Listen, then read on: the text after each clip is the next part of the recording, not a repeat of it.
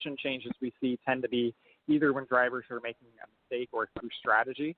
So those are going to be the key points to watch for tomorrow. So right now, if we were to pick a winner right now, who would you pick, Tyson, to win there in Toronto? I mean, it's hard to bet against Scott Dixon, who's won about 1 million races in his career. Is the defending race winner of this race last year. And Dixon's also, when we used to do this race twice a year, he's the only driver that was able to win both races in that season.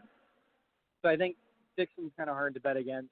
Simon Pagenaud's also, like I said, he's really fast and he's got quite a bit of experience here. And then the thing that I really like about Rossi at a track like Toronto, we first saw him have success here after winning the Indy 500 in 2016. It was kind of the first race after Indy that he showed a lot of speed. And this track really suits his driving style. It caters to people who are aggressive, but also not over-aggressive. And I think Rossi looks for opportunities that others don't, and he makes those passes. And I think, if you have a guy like Scott Dixon, if he's going to win, he's going to win mostly on just racing clean and not worrying too much about the others. But Rossi's going to probably be a little bit more aggressive, amp that up, and have a good chance of winning, I think. All right, here's the test. Can you hear me? I can hear you. All right. Maybe we've got this problem fixed now. I think we're good to go. I am so sorry about all of this.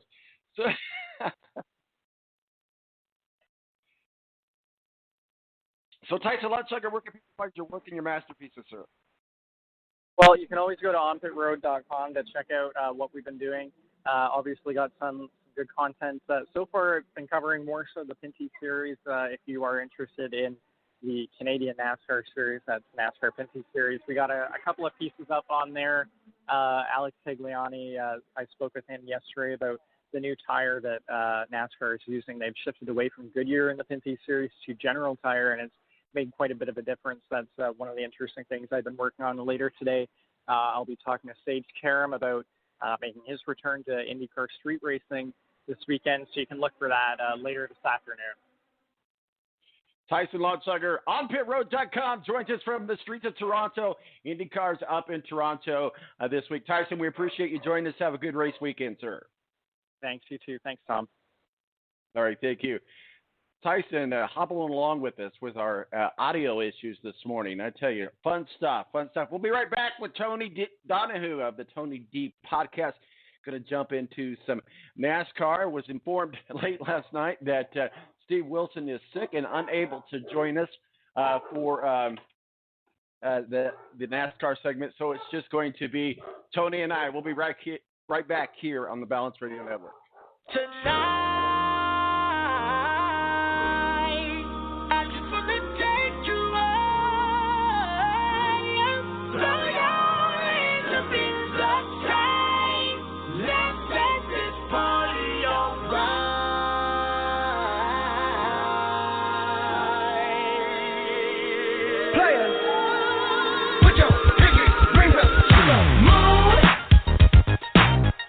The Air National Guard is a reserve component of the United States Air Force and serves alongside active-duty Air Force members in times of a national crisis. In addition, the Air Guard serves the state and local community in a wide range of capacities. The reason people join the Air Guard is as diverse as our members and includes such reasons as a deep desire to serve their country, money for college, travel, new job skills, and the pride that goes along with belonging to the greatest military organization in the world. I joined because I felt a calling to serve my country, but I didn't want to be far away from my family, so the Indiana Air National Guard was a perfect fit for me. With over 95 different career opportunities to choose from and 100% paid college tuition to any state-funded college, why not give us a call? Call 1-800-841-3103 or visit online at goang.com to find out more. Again, that's 1-800-841-3103. The Air National Guard, guarding America, defending freedom.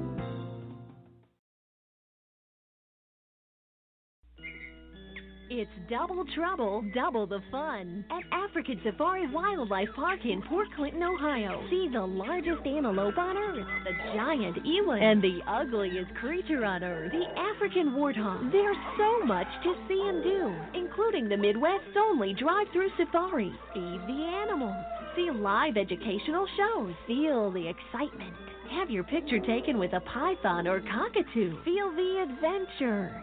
Shop the Simba Lodge gift shop with items available from around the globe. Visit the snack bar or picnic facilities. Enjoy a pony or camel ride. Or cheer your favorite porker on to victory in the famous Pork Chop Down. Bring your family to see the rare and exotic animals at African Safari Wildlife Park in Port Clinton, Ohio. Just take Route 2 to the Route 53 North exit and follow the sign. Only 17 miles west of Cedar Point via Route 6. Open every day, rain or shine.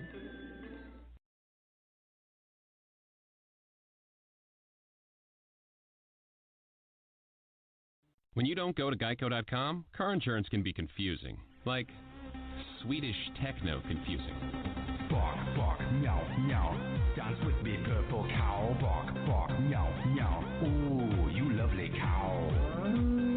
Geico makes it easy. With 24/7 access, all you have to do is go to Geico.com and you could save money on car insurance. It just makes sense. Unlike, Dance with me, purple cow. I like your moves. When you don't go to Geico.com, car insurance can be hard. Like early 90s heavy metal hard. I'm yelling and screaming and I'm loud. Roar. Geico makes it easy. You can review and update your policy or report a claim on Geico.com or the Geico mobile app. Because shouldn't we all have a little less stress in our lives? I'm not even upset about anything.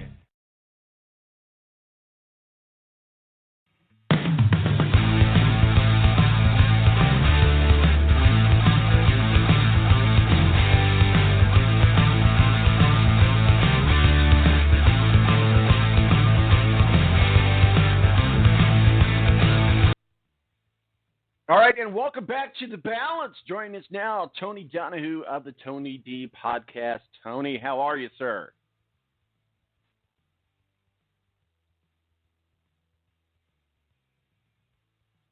Oh, maybe we don't have Tony yet. It's been one of those mornings, let me tell you. Well, we'll try to get a hold of Tony. Man, can I just go back to bed? I mean, literally, I just want to go back to bed and try this all over again.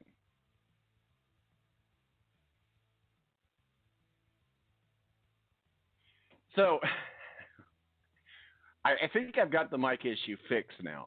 So we're efforting now to get a hold of Tony Donouhue. I thought I had him there, but we didn't have him. But so we'll get him here in just a moment. We're going to talk some NASCAR here with Tony as well. And, sorry about the audio issues, but, hey, that's live radio for you. The show must go on. And I tell you, I'm just, I cannot walk and chew gum at the same time. It's just never been possible for me to do. Now we have Tony. Tony Donouhue of the Tony D Podcast. Tony, how are you, sir? Good. How are we doing this morning? Oh, man, I want to go. It's one of those days you just want to go back to bed and like not get back up. I mean, nothing was working this morning. We had audio issues. And you know this from being in radio. Sometimes you just gotta wing things. So I was trying to do things through a cell phone, which sounded like crap. But I finally got the mic fixed. But it took the first segment to get it fixed. And then I thought I had you on the line, and I didn't have you on the line. So it's amazing how one little thing can just disrupt everything. You know, I've been there, as you know, many times, and you think about like, okay, we got to react real quick, we got to move on, but those things happen, and you just got to do what you can do with what you got, and just keep on trucking forward. That's right. Have you ever seen the movie Down Periscope? I have not. So it stars the guy that used to play with Frasier on Cheers or whatever in his show Frasier. But he's a captain of a submarine. It's a comedy, and all the power goes out, all the communication goes out, and he's yelling at the communications guy, "Fix it, fix it!" And so he's got one finger in one hole and a toe in another hole, and he goes, "Here it goes," and he stuck them in there together. It like knocked him back on his back, but everything came back on. So it was one of those days. Well, it seems like it's been one of those seasons. Go ahead.